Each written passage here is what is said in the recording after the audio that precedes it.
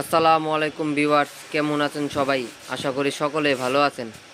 তো আজকে আমার ফার্মের কিছু জোড়া ব্রিডিংয়ে আছে, আর এদিকে দেখেন অনেক জায়গা খালি আছে। হয়তো অল্প কিছুদিনের মধ্যে এই জায়গাগুলো খাঁচা দিয়ে ভরে ফেলবো।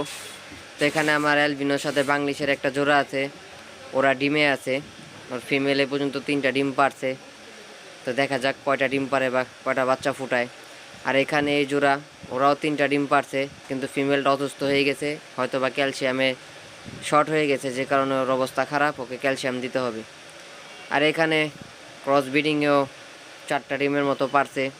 তো ওরা তো মেল ফিমেল দুইজনে একসাথে বসে ডিমে তা দিতেছে, যেটা খুব রেয়ার, সহজে দেখা যায় না এরকম। এটা ঠান্ডার জন্য এরকমটা হয় যে মেল ফিমেল দুইজনে একসাথে বসেই ডিমে তা দেয়। আর এদিকে অপলাইন পেয়ারের একটা বাচ্চা ফুটছিল।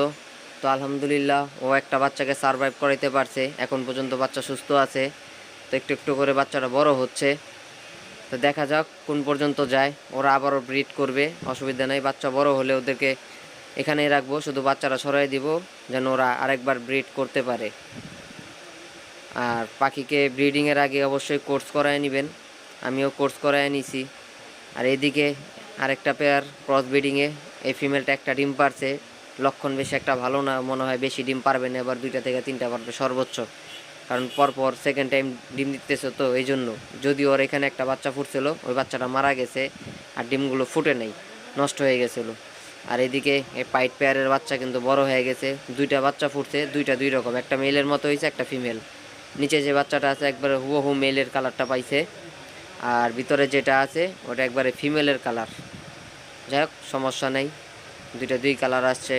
এগুলো হচ্ছে আমার ফিউচার ব্রিডার, এদেরকে দিয়ে আমি ফিউচার ব্রিড করাবো, এগুলো রেখে দিব নিজের কাছে।